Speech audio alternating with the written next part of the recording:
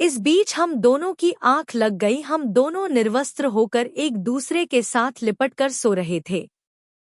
सुबह मेरी आंख खुली। मैंने एक शॉट और लगाने की सोची, लेकिन उसने मना कर दिया। ज्यादा जल्दबाजी की वजह से उसके नीचे दर्द हो रहा था। वह उठकर बाथरूम की तरफ जाने लगी। उसे ठीक से चला भी नहीं जा रहा था। मैंने धीरे से कहा, अब मुझे अपने कमरे में जाना चाहिए। वह कुछ पल चुप रही, फिर मेरे और करीब आ गई, मानो मुझे रोक लेना चाहती हो। उसकी बाहों की पकड़ ढीली पड़ने में उसे भी समय लगा। मैंने प्यार से उसके माथे को चूमा और आंखों ही आंखों में जाने की अनुमति मांगी। आखिरकार उसने मुस्कुराकर मुझे जाने दिया। मैंने जल्दी से अपने कपड़े पहने, दरवाजा हल्का सा खोला और बाहर झांका। लॉबी में कोई नहीं था। मैंने राहत की सांस ली और तेज कदमों से अपने कमरे की ओर बढ़ गया। दरवाजा बंद करते ही मैं बिस्तर पर बैठ गया। चेहरे पर अनायास मुस्कान आ गई। यह मेरे जीवन का पहला ऐसा अनुभव था जिसने मेरे दिल पर हमेशा के लिए अपनी छाप छोड़ दी। वह रात सिर्फ एक मुलाकात नहीं थी, बल्कि दो दिलों के बीच बने एक अनमोल रिश्ते की शुरुआत थी। लेकिन अब सबसे बड़ी समस्या सामने थी। आखिर मैं उसे अपने कमरे में कैसे बुलाऊं? या फिर उसके कमरे तक कैसे पहुंचूं? यह सोच कर मेरा दिल तेजी से धड़कने लगा। मैं अपने कमरे में टहल रहा था, तभी अचानक मेरे दिमाग में एक शानदार आइडिया आया। ऐसा आइडिया जो शायद हमारी इस अधूरी कहानी को एक नया मोड़ दे सकता था। मैं नीचे होटल स्टाफ में काम करने वाले एक कर्मचारी से मिला। काफी देर बातचीत करने के बाद मैंने उसे पूरे होटल की लाइट केवल 1 मिनट के लिए बंद करने के लिए मना लिया। इस काम के लिए मैंने उसे 1000 रुपये देने का वादा किया। पहले तो वह बहुत हिचकिचाया, बार बार कहने लगा, अगर किसी ने देख लिया तो मेरी नौकरी चली जाएगी। लेकिन मेरी जिद और दिए गए पैसों के आगे आखिरकार वह मान गया। मैंने उसे पहले ही सारी योजना समझा दी थी। मैंने कहा, जैसे ही लाइट जाए तुम तुरंत उसका दरवाजा खुलवा देना। मैं बिना समय गवाए अंदर पहुंच जाऊंगा। रात गहराने लगी थी। मेरा दिल तेजी से धड़क रहा था। घड़ी की सुइयां जैसे बहुत धीरे चल रही थी। आखिरकार वह पल आ ही गया। अचानक पूरे होटल की लाइट चली गई। चारों तरफ अंधेरा छा गया। मैं बिना एक पल गंवाए उसके कमरे की ओर बढ़ा। धीरे से दरवाजे पर दस्तक दी। दरवाजा तुरंत खुला।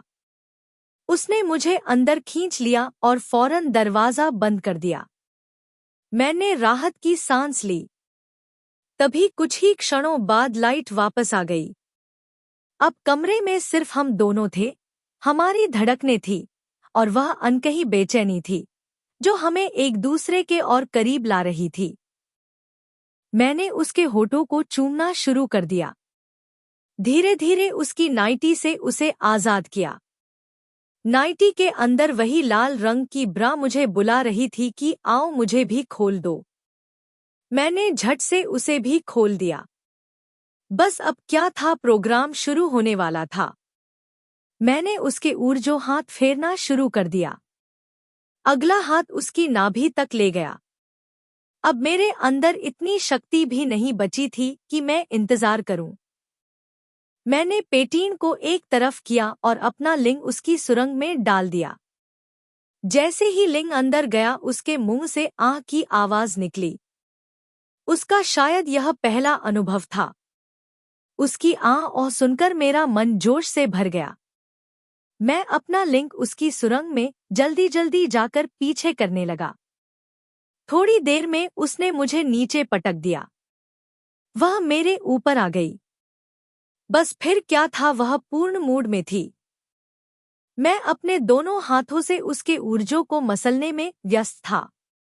धीरे धीरे हम दोनों चरम सीमा पर पहुंच रहे थे। आखिरकार वह चरम सीमा आ गई। हम दोनों निहाल हो गए। वह मेरे ऊपर गिर पड़ी। अब क्या था, उसने और मैंने असली सुख का अनुभव कर लिया था। हम आग लगी हुई बिल्डिंग से बाहर आ चुके थे और सबसे बड़ी राहत की बात यह थी कि सभी लोग सुरक्षित थे।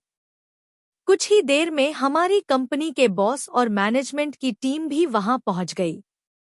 उनके चेहरों पर चिंता साफ दिखाई दे रही थी, लेकिन जब उन्हें यह पता चला कि कोई भी इस हादसे में घायल नहीं हुआ है, तो उन्होंने राहत की सांस ली।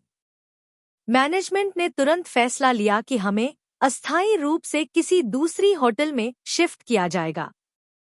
धीरे धीरे सभी कर्मचारियों को ले जाने के लिए बसें वहां पहुंच गईं। दमकल विभाग आग बुझाने में पूरी तरह जुटा हुआ था और चारों ओर अफरा-तफरी का माहौल था। मैनेजमेंट ने हम सभी को सांत्वना दी और भरोसा दिलाया कि जल्द ही सब कुछ सामान्य हो जाएगा। कुछ ही समय बाद हम सभी नई होटल की ओर रवाना हो गए। रात भर की भागदौड़ और तनाव के बाद आखिरकार हम होटल पहुंच चुके थे। रिसेप्शन पर हमें हमारे कमरों की चाबियां सौंप दी गईं। सब लोग अपने कमरों की ओर बढ़ गए, लेकिन मेरे मन में अभी भी एक अलग ही हलचल मची हुई थी। मैं बार बार उसकी ओर देख रहा था और वह भी चोरी चोरी मेरी तरफ नजरें उठा रही थी। आग तो उस बिल्डिंग में लगी थी, लेकिन असली आग तो अब मेरे दिल में धधक रही थी। हम दोनों चाहकर भी कुछ नहीं कर सकते थे। हालात ऐसे थे कि बस दूर से एक दूसरे को देखना ही हमारी मजबूरी थी। तभी मेरे मन में एक ख्याल कौंधा, क्यों न मैं अपना कमरा उसके कमरे के पास शिफ्ट कर लूं? उसका कमरा 215 नंबर था, जबकि मेरा कमरा 211 था। मैंने तुरंत अपने एक दोस्त से बात की, जिसका कमरा 214 था। मैंने बहाना बनाया कि मुझे बालकनी वाला कमरा पसंद नहीं है और अगर वह चाहे तो मेरा कमरा ले सकता है। वह बिना किसी शक के मान गया।